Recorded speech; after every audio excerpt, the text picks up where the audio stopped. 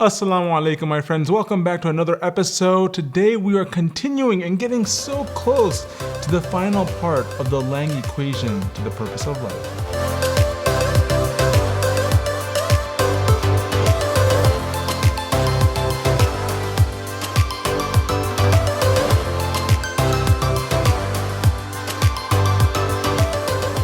Assalamu alaikum, my friends. Welcome back, and it's getting more and more exciting. I hope you're feeling it. I'm feeling it, and I've been through this so many times, and I always get so excited as we get to this part of Dr. Lang's talk. So if we take a look at what we've been kind of talking about so far, in the beginning, remember the talk started with his childhood and how the problem of suffering led him to atheism. Then he picked up the Qur'an and looked at the story of Adam and realized there are three key elements here.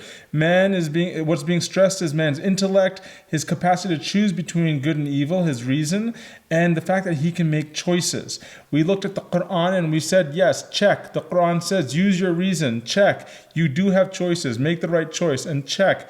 There will be suffering. You will suffer. It is unavoidable. Then he skipped this part of the equation. He went to the other side, right? The left side of the equation. He said, is there a purpose to life? Is God clearly saying in the Quran that there is a purpose to life? And he discovered that, yes, absolutely there is a purpose. And the purpose, according to the Quran, is to enter a loving relationship with God. The key word here is relationship, because what we're going to do now is, now that we have kind of identified this part of the equation and we have identified this part of the equation, we need to figure out what goes on in between here. Like, what is the missing variable here that ties this all together?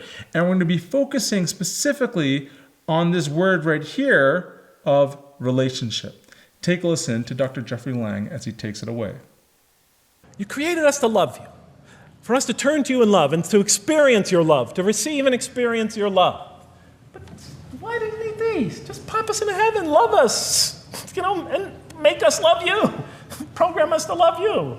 You'll make my dog love me. Do the same sort of thing.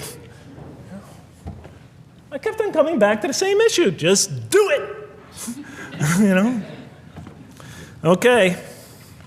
Still couldn't see it, and I was almost through the Quran, and I thought either I'm dumb or this scripture just never really got to it. Okay, so I didn't give up. I thought, okay, what's the next natural thing to do? Okay, so we're here to develop this relationship of love with God. The Quran tells us that, if we are believers and we do good, we'll experience great joy and peace in this life, not only through our relationship with God, but through complementary relationships with all the people around us in this world will be a one for us of peace and serenity, even though we have to struggle and survive and suffer. But I couldn't see, how this all tied in with this suffering business and why he couldn't just put us into heaven. Okay, so let's break down what he's saying. He's basically saying, look, we understand that there's a purpose. We've established that there's a purpose to enter a loving relationship with God. And we have these variables of reason, choice, and suffering. But let's jump into this idea of the relationship. What does that mean to solve this whole equation? Now, before we move forward, I want to read something to you. Remember in the very beginning when I was introducing Dr. Jeffery Lang, and I said he's this mathematician who teaches, specializes in algebraic geometry. And I said, well, you have algebra and geometry, algebraic geometry, how hard could that be? And I started reading to you a description of what algebraic geometry is. I want to read that to you again, because look at the mind of the person who's putting this all together, right? Algebraic geometry is a branch of mathematics classically studying zeros of multivariate polynomials. It starts where equation solving leaves off, and it becomes even more important to understand the intrinsic properties of the totality of solutions of a system of equations, then to find a specific solution. Now here's the kicker. This is the definition, according to Wikipedia, of algebraic geometry.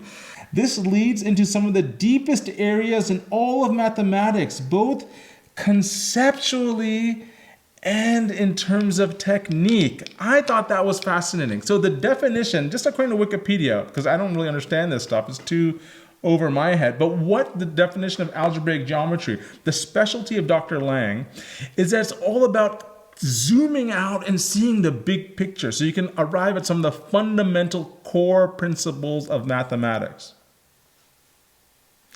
Looks like someone's putting their skill, their day job, they're applying it to their night job here, because that's what's happening here, and that's what you're seeing evolve right in front of you here.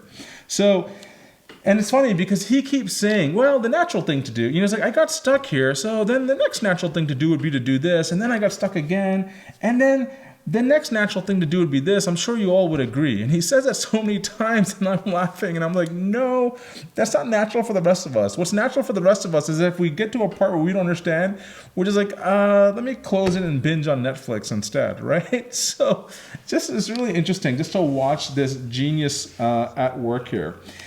Okay, let's get back to our equation on the purpose of life. Dr. Lang is looking at this equation. He's sitting back. He's scratching his head, I would imagine, in his office. And he's like, what is the answer to this? And he's looking at all these things, reason, choice, and suffering. What does it have to do with a loving relationship with God? And he starts focusing on the key word right here, which is this word right here, relationship, right? There's something about the word relationship. So let's take this and blow it up over there. Relationship. Now, what is a relationship? A relationship, see, if this is me right here, okay, I personally can't have a relationship by myself. A relationship requires that there's another person in the room, right? You and I would like to think, let's get personal on this camera here. I'd like to think maybe after all of these episodes, you and I kind of have a relationship. Granted, it's not like a real normal relationship, but it's like one of those cyber relationships. You know me, you're getting to know me reasonably well. You've watched a bunch of my videos. I'm getting to know some of you really well because you're commenting and interacting with me. That's why I always ask you guys to comment. It's nice to have a relationship instead of speaking to this round, camera lens right here. I want to feel that relationship also. So the relationship requires two fundamental things. It requires one person here, one person here. And then what's really important is that there actually has to be something going on between the two right here, right? You can't just have like nothing happening, then there's not a relationship. You just have two strangers in the room who don't care about each other. A relationship requires this back and forth between the two. Okay? And that's what we're seeing in this whole next part of the analysis of Dr. Jeffery Lang. So let's continue with his story. So what's the next natural thing to say? Okay, so we're created to have this relationship of love with God, to enter this relationship, to experience and receive all that he has to offer us. So the natural thing to do is to study the two partners in that relationship. What does the Qur'an have to say about us, the believer? What does it ask of him and her? What does it require of them? And then what does the Qur'an tell us about God? And then is there some essential nexus, some essential connection between them, and does it have anything to do with these? Because if the Qur'an doesn't show that, then the essential link that links all this together, that pieces it all together, is missing. And as I thought to myself, whoever this author is, and by now I knew he had fantastic genius, even though he came from the primitive confines of the most backward, most uncivilized sector of humanity, of people that had no literary history, really, to speak of, no great works of literature, no scriptures that preceded him, even though he came from the desert of culture, even though this came out of that environment, and the mind behind it had to be tremendously and phenomenally genius to come out of that surrounding and produce something like this.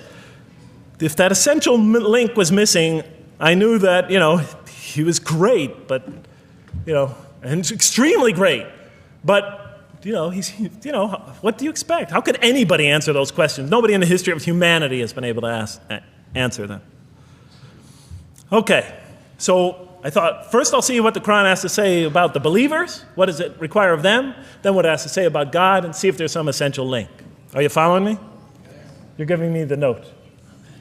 Get off the stage. Okay, I'll do my best. It's a deep subject. We're almost done. Bear with me a few more minutes.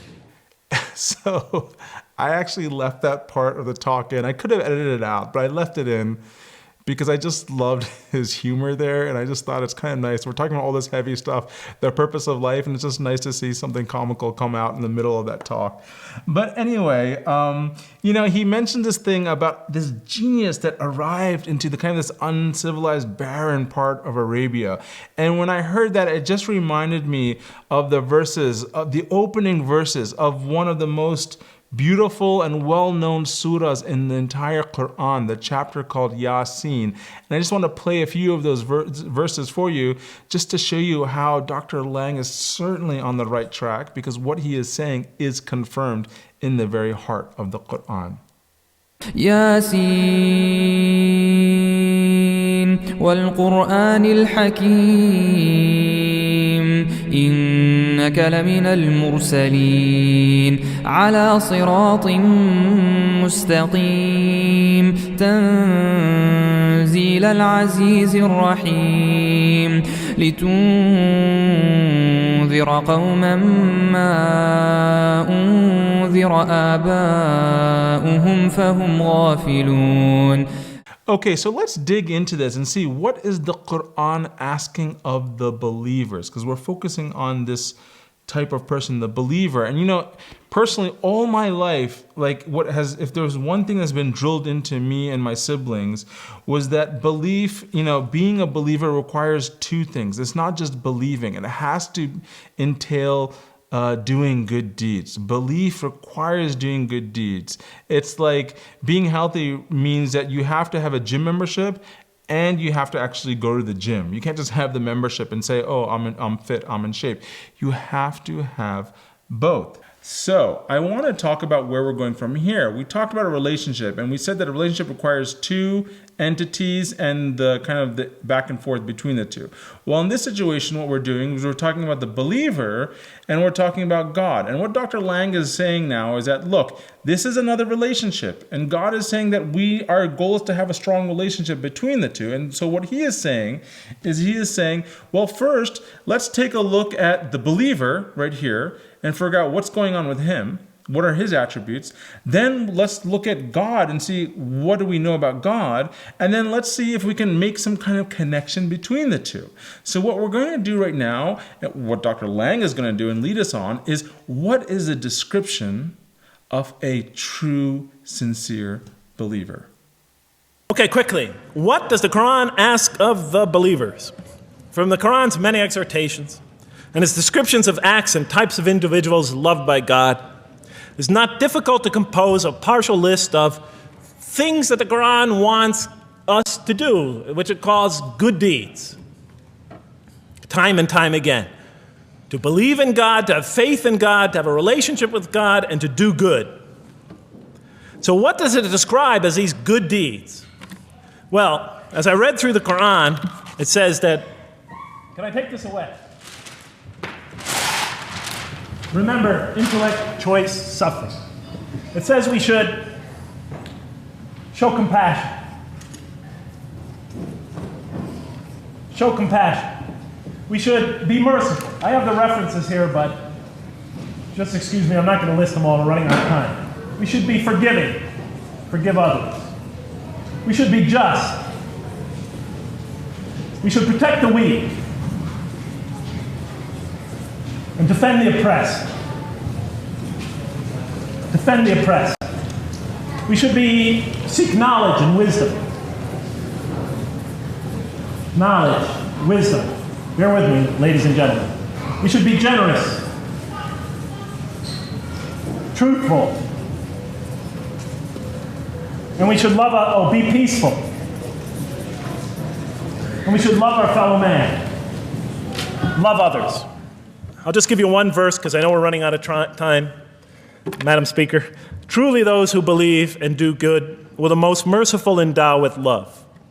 And to this end we have made this scripture easy to understand in your own tongue, so that you might convey a glad tiding to the God-conscious and warn those given to contention. So, to this end we have made this easy to understand, so that we'll learn to love others. Okay, that's all I'll say about that. I would like to say a lot more, but I don't have time. So there you go. We have the believer and we have a list for him. We said the believer, he shows compassion, he's merciful, he's forgiving, be just, protect the weak, defend the oppressed, seek knowledge and wisdom, be truthful, be peaceful, love others. I mean, this is just a short list. There's more that we could add to this about being good to our parents and to our families and taking care of the orphan and so forth. But you're seeing you're getting a general outline of what it means to be a sincere believer according to the Qur'an. So what we're going to do is in the next episode, Dr. Lang is going to look at, okay, if this is the believer, what does the Qur'an have to say about God? And then what can we learn from that list and this list that might give us some kind of understanding about how to develop this meaningful relationship between the two. So, cliffhanger again, because it's just going to be awesome moving on from here. So I hope you guys enjoy this. If you have any questions, let me know in the comments. You can feel free to watch this video or the previous videos, because I really want you by the next episode to totally be caught up and totally understanding all of this, because we are going to start getting to like the most powerful last 2 episodes of this series. I think it's the last 2, hopefully. Anyway, thanks so much for being a part of this. I really appreciate it. Let me know how this is working for you in the comments. Feel free to share this with anyone who you think might benefit from it. I would really love if you could help me spread the word of Dr. Lang's message and his some of his most important things in my mind, some of his most important works. And I will see you guys in the next episode. Thanks so much for being a part of this. Assalamu alaikum.